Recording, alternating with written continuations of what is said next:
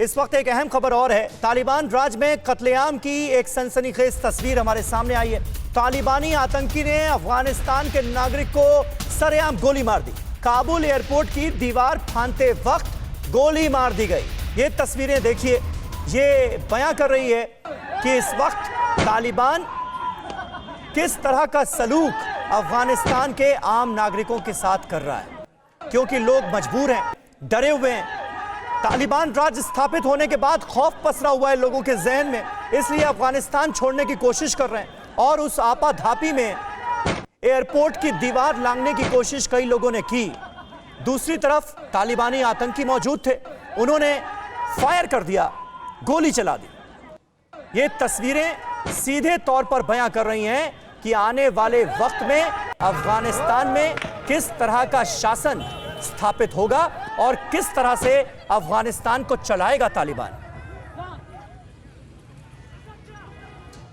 और हमारे साथ तमाम खास मेहमान मौजूद हैं। सज्जन हाट साहब, ऐसे में अमेरिका का जो रुख सामने आया है और जिस तरह से रशिया का रुख सामने आया है, रशिया की तरफ से तो बड़ा हैरान कर देने वाला बयान सामने आया है। वो ये कह रहे हैं कि हमें ये लगता है कि अशरफ गनी की जब सरकार थी तो उससे ज्यादा सुरक्षित तालिबान राज में है अफगानिस्तान के नागरिक। ये स्टैंड क्या कहता है, क्या कहने की कोशिश है ये रशिया की?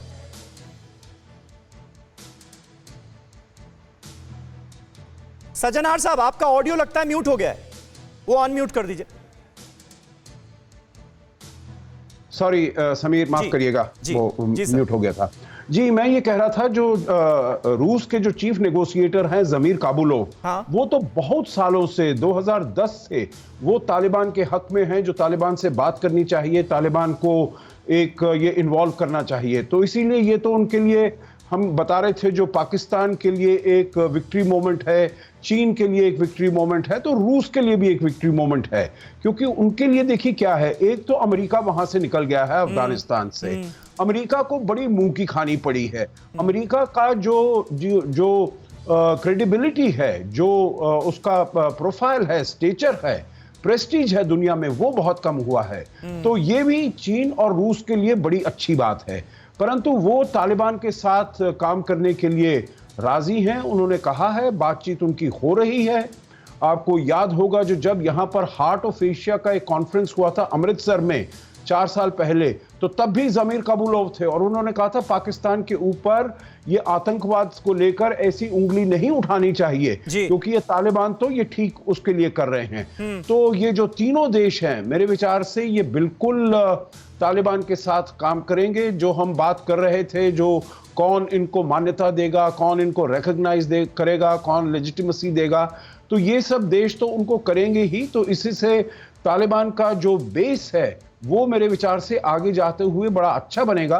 पर एक मैं कमेंट केवल करना चाहता हूं, जो वेद प्रताप वैदिक जी ने किया है। ये देखिए, उम्मीद करना बड़ी अच्छी बात है, पर उम्मीद किसी के बेसिस पर होनी चाहिए। जो तालिबान का ट्रैक रिकॉर्ड है वो बहुत ही खराब है। अभी पिछली कुछ दिनों में आप देखिए, उन्होंने ये फतवा, ये फरमान जारी किया है, जो बच्चियां हैं, जो लड़कियां हैं 15 साल से ऊपर की, और जो विधवाएं हैं 45 साल से नीचे की, वो हमारे हवाले कर दीजिएगा। उनको हम भेजेंगे, हमारे जो फाइटर्स हैं वहां पर, उनसे वो शादी करेंगे, एज सेक्स स्लेव्स वहां पर काम करेंगे। तो देखिए, जो इनका रवैया है, इनको गवर्नेंस का कोई तजुर्बा नहीं है। तो इसीलिए ये एक्सपेक्ट करना, जो ये उनको अच्छा गवर्नेंस देंगे, तो मैं समझता हूं जो ये बिल्कुल ही अनरियलिस्टिक होगा। ठीक है सर। अड़ी सोमवार से शुक्रवार शाम 6 बजे सिर्फ TV9 भारतवर्ष पर।